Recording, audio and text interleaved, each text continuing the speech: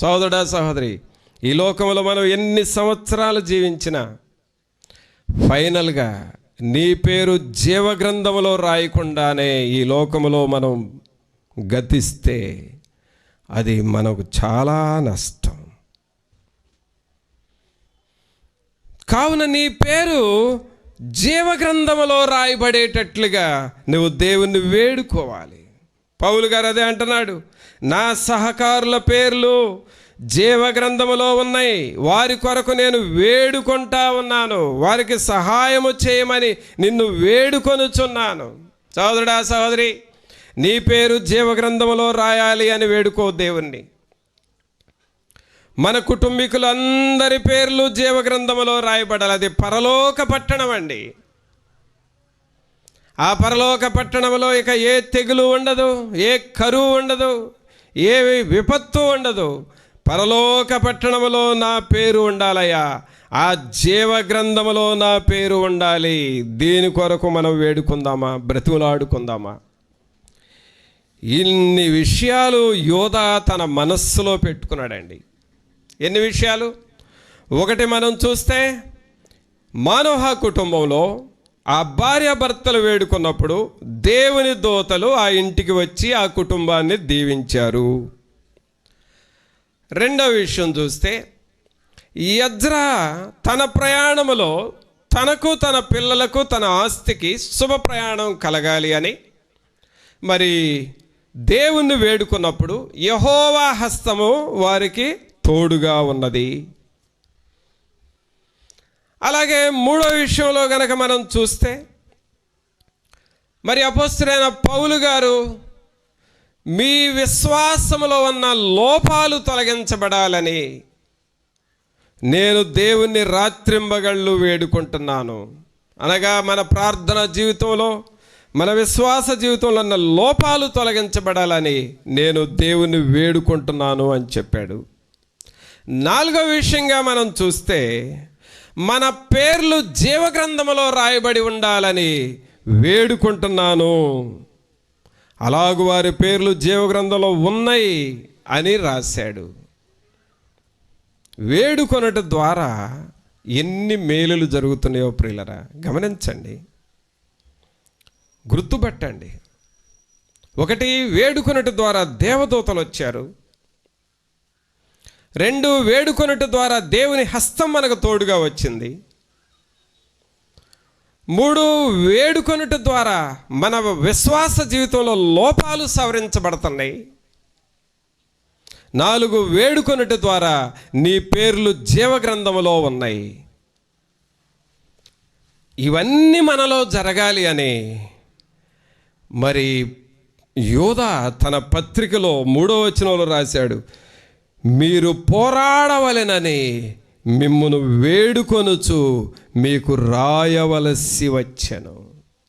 ప్రభువునందు పిల్లరా, ఇప్పుడు మన జీవితంలో ఎలాంటి కోరికలు రావాలంటే, నాకు కూడా దేవదూతలు మా ఇంటికి రావాలి అనే కోరిక నీకు రావాలి. దేవుని హస్తము మాకు కూడా తోడుగా ఉండాలి అనే బలమైన ఆశ నీలోనికి రావాలి. అలాగే నా భక్తి జీవితంలో, నా విశ్వాస జీవితంలో ఉన్న లోపాలన్నీ సవరించబడాలి అనే విజ్ఞాపన నీలో రావాలి.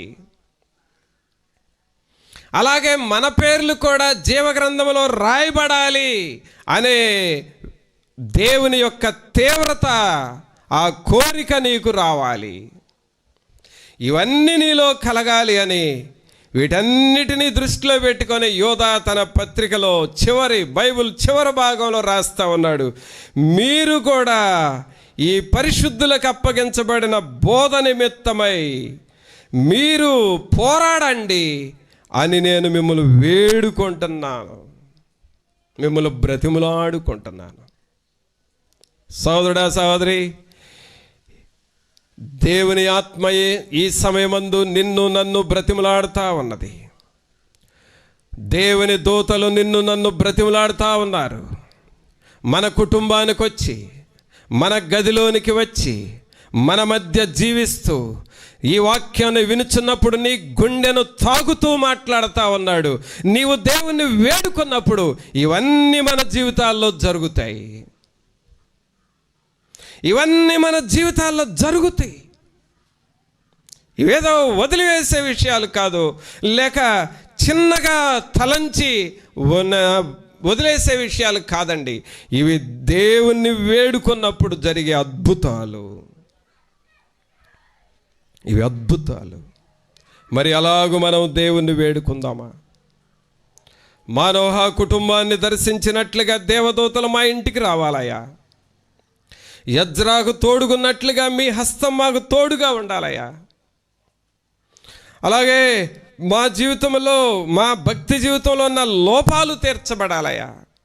జీవగ్రంథములో మా పేర్లు రాయబడాలి ప్రభువా. అట్టి వారిగా మమ్ములను చేయండి అని వేడుకోమంటున్నాడండి యోధా. ఎంత అమూల్యమైన సలహా ఇచ్చాడో చూడండి. మరి నువ్వు అలాగూ దేవుని వేడుకుంటావా? ప్రభునందు పిల్లరా, కొన్నిసార్లు ఏమవుతుందంటే మనం అలాగూ ప్రార్థన చేస్తున్నాము, ఎంత ప్రార్థన చేసినా ఆ స్థాయిలోకి మనం వెళ్ళలేకపోతున్నాం కదా, ఏం చేయాలి అని అనుకుంటాం. కానీ ప్రియరా, మనం ప్రయత్నం చేస్తే అది సక్సెస్ కాదు. మనం ఒంటరిగా ప్రయత్నం చేస్తే సక్సెస్ కాదు. మనకు తోడుగా ఎవరు ఉండాలంటే యేసుక్రీస్తు ప్రభు ఒక మాట అన్నాడు చూడండి. యోహోను సువార్తలో రాయబడి ఉంది ఆ మాట. యోహోను సువార్త 14వ అధ్యాయము 15-16 వచనాల్లో మనం చూస్తే, మీరు నన్ను ప్రేమించిన ఎడల నా ఆజ్ఞలను గైకొందురు, నేను తండ్రిని వేడుకొందును. ఏమంటున్నాడండి? ఏమంటున్నాడు? నేను తండ్రిని వేడుకొందును. పిల్లరా, తల్లిదండ్రులు పిల్లల్ని అమ్మ ఒక గ్లాస్ మంచినీళ్ళు తీసిరా అమ్మ అని అనలా మీరు? అన్నారా లేదండి? ఒక గ్లాసు మంచినీళ్ళు తీసుకురా అని అన్నారు. పిల్లలు వెంటనే వెళ్ళి తీసుకొచ్చారా, లేకపోతే తెచ్చుకోగరాదు అని అన్నారా? కొన్నిసార్లు మనం చెప్పగానే పిల్లలు కూడా వెంటనే తీసుకురారు. కొన్ని లేటుగా తెస్తారు, లేదా నువ్వు తెచ్చుకోరాదా అంటారు. కానీ ఇక్కడ యేసుక్రీస్తు ప్రభు తండ్రిని ఏమని వేడుకుంటున్నాడండి? అక్కడ చూడండి, నేను తండ్రిని వేడుకొందును మీ యొద్ద ఎల్లప్పుడూ ఉండుటకై, ఆయన వేరొక ఆదరణకర్తను అనగా సత్యస్వరూపియగు ఆత్మను మీకు అనుగ్రహించును. లోకం ఆయనను చూడదు, ఆయనను ఎరుగదు గనుక ఆయనను పొందనేరదు. మీరు ఆయనను ఎరుగుదురు, ఆయన మీతో కూడా నివసించును, మీలో ఉండును. ఆమేన్. మీలో ఉండును. ప్రభునందు పిల్లరా, పరిశుద్ధాత్ముడు మనతో ఉండాలని, మనలో ఉండాలని యేసుక్రీస్తు ప్రభు తండ్రిని వేడుకొని మనకు ఈ ఆదరణకర్తను మనకిచ్చి వెళ్ళాడు. ఆయన మనతో ఉన్నాడు, మనలో ఉన్నాడు. ఇప్పుడు చెప్పండి, పరిశుద్ధాత్ముడు మనతో ఉన్నప్పుడు దేవదూతలు రమ్మంటే వస్తారా? రారా? వస్తారు. పరిశుద్ధాత్ముడు మనతో ఉన్నప్పుడు మీ హస్తం మాకు తోడుగా ఉంచు ప్రభు అని అంటే, ఆయన హస్తం మనకు తోడుగా ఉంటుందా ఉండదా అని ఆలోచన చేస్తే ఆయన హస్తం మనకు తోడుగా ఉంటుంది. పరిశుద్ధాత్ముడు మనలో ఉన్నప్పుడు మన భక్తి జీవితంలో లోపములు తీర్చు ప్రభువా, సరిచేయి ప్రభు అని అంటే ఆయన ఖచ్చితంగా సరిచేస్తాడు. పరిశుద్ధాత్ముడు మనలో ఉన్నప్పుడు నా పేరు జీవగ్రంథములో రాయండి ప్రభు అని అంటే ఆయన ఖచ్చితంగా నీ పేరు జీవగ్రంథములో రాస్తాడు. ఇది పరిశుద్ధాత్ముడు చేసే పని. కావున ప్రభునందు పిల్లరా, పరిశుద్ధాత్ముడు మనలో ఉన్నాడు అని, పరిశుద్ధాత్ముడు మనల్ని సమస్త విషయాలు మన కొరకు చేస్తూ ఉన్నాడని మనము గుర్తెరిగి ఈ కార్యములు చేయటానికి మనం పూనుకోవాలి. అందుకనే యోధా రాసిన పత్రిక 3వ వచనంలో అంటున్నాడు, ప్రియులారా, మనకందరికీ కలిగేడు రక్షణను గూర్చి మీకు రాయవలనని విశేషాసక్తి గలవాడనై ప్రయత్నపడుచుండగా పరిశుద్ధులకు ఒక్కసారే అప్పగింపబడిన బోధ నిమిత్తము మీరు పోరాడవలెనని మిమ్మును వేడుకొనుచు మీకు రాయవలసి వచ్చెను. బబ్బబ్బా, యోధాలో ఎంత భారం ఉందండి. ఆయన హృదయంలో ఉన్న భారము ఈ ఒక్క వచనం ద్వారా మనకు అర్థమవుతూ ఉంది. ఇలాగ పరిశుద్ధాత్ముడు మనలో ఉండి సమస్తాన్ని జరిగిస్తాడు. ఆయనను మీరు వేడుకొనండి, ఈ విషయాల్లో పోరాడి ప్రార్థన చేయండి అని మనల్ని హెచ్చరిస్తూ ఉన్నాడు. కావున సహోదరుడా, సహోదరి, మన ఆత్మీయ జీవితాల్లో మనము కూడా హెచ్చరింపబడుతున్నాం. నువ్వు పోరాడి ప్రార్థన చేయి, నువ్వు మెలకువగా ఉండి ప్రార్థన చేయి. నువ్వు ప్రార్థన చేయాలని వేడుకుంటూ ఉన్నాడు యోధా. కావున ప్రభువా, మేము కూడా వేడుకుంటున్నామయ్యా, మాకు మీ హస్తము తోడుగుండాలి, మీ దూతలు తోడుగా ఉండాలి, మా భక్తిలో ఉన్న లోపాలు సవరించబడాలి, మా పేర్లు జీవగ్రంథములో ఉండాలి, ఇలాగు మీరు సహాయము చేయండి అని నీవు దేవుణ్ణి వేడుకుంటావా? పరిశుద్ధాత్ముడు మనకు సహాయం చేయడానికి ఆయన మనతో ఉన్నాడు, మనలో ఉన్నాడు. కావున ప్రభునందు పిల్లరా, ఇలాగూ దేవుని సన్నిధిని మనం అనుభవిస్తూ, ప్రభువా ఇట్టి కృపను మా అందరికీ దయచేసి మమ్ములను కూడా బలపరచండి ప్రభు అని మనం దేవుణ్ణి వేడుకుందాము, ప్రార్థన చేసుకుందామండి. ఒక నిమిషం అందరము తలలు వంచి ప్రభు సన్నిధిలో, మీరు ఉన్న స్థలాల్లో మీరందరూ మోకాళ్ళ మీద ఉండి ప్రభు సన్నిధిలో మనల్ని మనం తగ్గించుకుంటూ, చిన్న పిల్లలతో సహా యవనస్తులతో సహా మోకాళ్ళ మీద ఉండి, ప్రభువా మీ హస్తం మాకు తోడుగా ఉంచండి, మీ దూతలు మా మధ్యకు రావాలి ప్రభువా. దేవదూతలు మానవ కుటుంబంలోనికి ఒకసారి కాదు, 2 సార్లు కాదు, ఇలాగ మాటి మాటికి వచ్చి వెళతా వచ్చారు కదా ప్రభువా. అట్టివారిగా మేము ఉండాలి ప్రభువా. అలాగూ మా కుటుంబాలలోనికి రమ్మని మిమ్మల్ని వేడుకొనుచున్నాము ప్రభువా. తండ్రి కృప చూపండి, మా పేర్లు జీవగ్రంథములో రాయబడి ఉండాలయ్యా.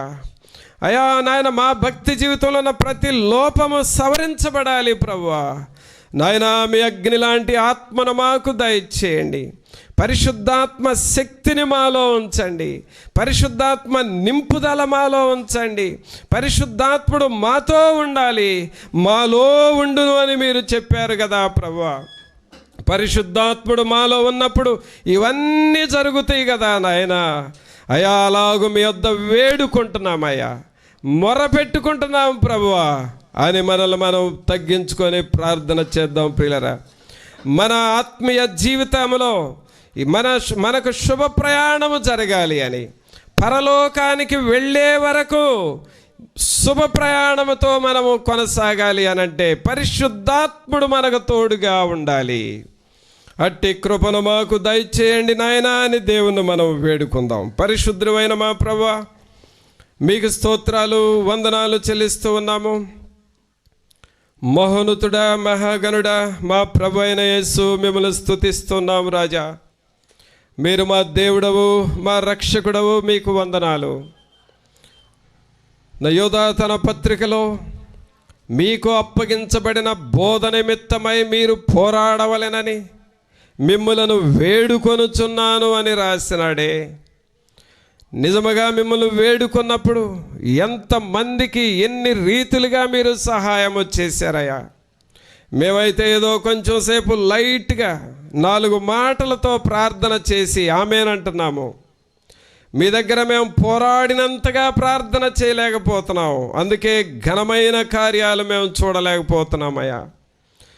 మానోహ తన భార్య ఇద్దరు కలిసి ప్రార్థన చేసిన రీతిగా, అబ్రహాము తన భార్య ఇద్దరు కలిసి ప్రార్థన చేసిన రీతిగా, జకర్యా తన భార్య ఇద్దరు కలిసి ప్రార్థన చేసిన రీతిగా మేము మీ సన్నిధిలో ప్రార్థించే కుటుంబాలుగా మమ్మలను చేయండి రాజా. మాకు మా పిల్లలకు సమస్తానికి శుభ ప్రయాణము కలగాలి అనంటే, మా ఆత్మీయ జీవితాలు నిరాటంకముగా సాగాలి, పరలోకము చేరే వరకు మేము సాగుతూ జీవించాలి అనంటే మీ హస్తము మాకు తోడుగా ఉండాలి దేవా. ఈ ప్రియులైన వారందరికీ మీ హస్తమును తోడుగా ఉంచండి. మీ దూతలు వీరి గృహాలని దర్శించునుగాక. మీ హస్తము వీరి గృహాలకు వీరికి తోడుగా ఉండునుగాక. వీరి భక్తి జీవితంలో ఉన్న లోపములు పరిశుద్ధాత్ముడు సవరించునుగాక. వీరి పేర్లు దేవుని జీవగ్రంథములో రాయబడునుగాక. అలాగు వీరికి పరిశుద్ధాత్మ నింపుదల దయచేయండి ప్రభువా. పరిశుద్ధాత్మ నడిపింపును దయచేయండి ప్రభువా. పరిశుద్ధాత్మ ఆలోచనలు వీరికి దయచేయండి. అలాగూ మీ సన్నిధిలో వేడుకొనే బిడ్డలుగా చేయండి, మొరపెట్టే బిడ్డలుగా చేయండి, బ్రతిమలాడుకునే బిడ్డలుగా వీరిని చేయండి. తండ్రి, మీకు స్తోత్రాలు, మీకు వందనాలు చెల్లిస్తూ ఉన్నాం. ఈ ప్రియులైన వారిని అందరిని మీరు దర్శించి, వీరిని వీరి కుటుంబాలను మీరు దర్శించి, మీ అగ్ని లాంటి ఆత్మ తాకుదల చిన్న బిడ్డలతో కూడా యవనస్తులకు కూడా మీరు ఇచ్చి మీ ప్రత్యక్షతలోనికి నడిపించుకోనండి.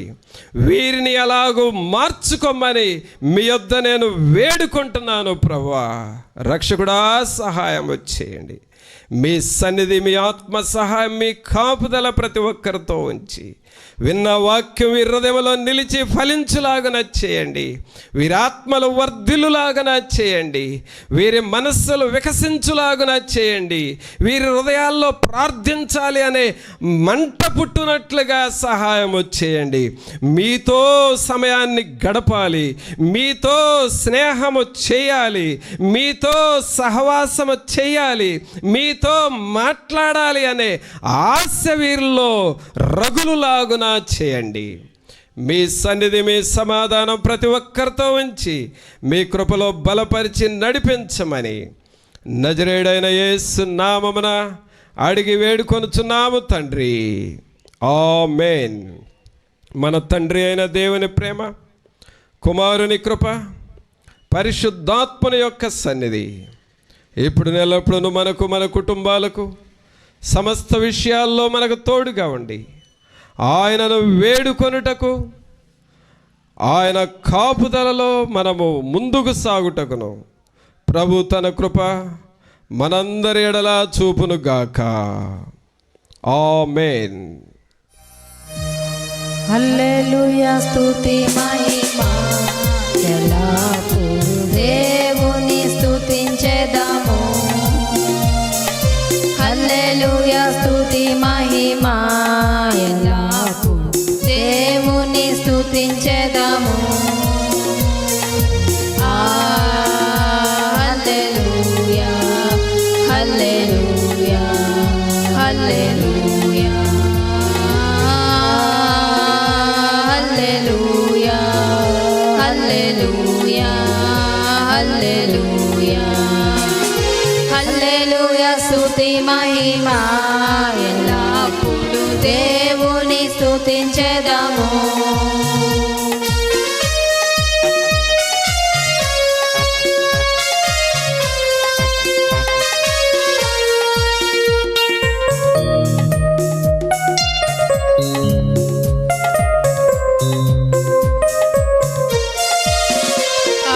సైన్యములకు అధిపతి అయిన ఆ దేవుని స్తుతించెదము.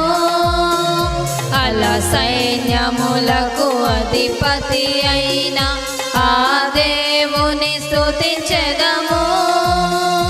అలా సాంద్రములను దాటించిన ఆ యెహోవాను స్తుతించెదము. అలా సాంద్రములను దాటించిన ఆ యెహోవాను స్తుతించెదము. హల్లెలూయా. స్తుతి మహిమా ఎల్లప్పుడూ దేవుని స్తుతించెదము.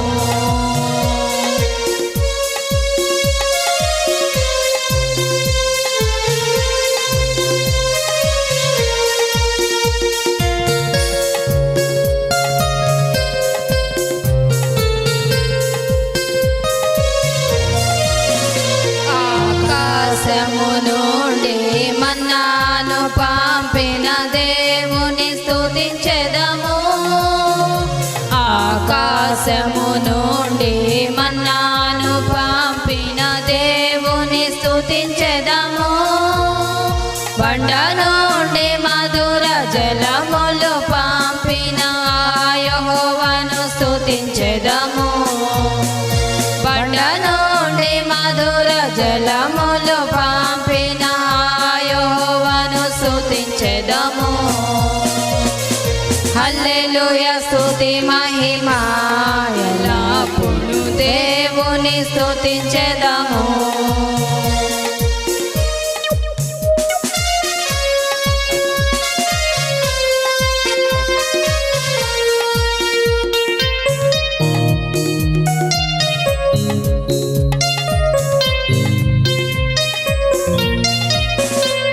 పరలోకము నుండి ధరకే తెంచిన దేవుని స్తుతించెదము పరలోకము నుండి ధరకే తెంచిన దేవుని స్తుతించెదము నశించిన దానిని వెదకి రక్షించిన యేసుని స్తుతించెదము నశించిన దానిని వెదకి రక్షించిన యేసుని స్తుతించెదము హల్లెలూయా స్తుతి మహిమ ఎల్లప్పుడూ దేవుని స్తుతించెదము హల్లెలూయా స్తుతి మహిమ ఎల్లప్పుడూ దేవుని స్తుతించెదము హల్లెలూయా హల్లెలూయా హల్లెలూయా హల్లెలూయా హల్లెలూయా హల్లెలూయా హల్లెలూయా స్తుతి మహిమ ఎల్లప్పుడూ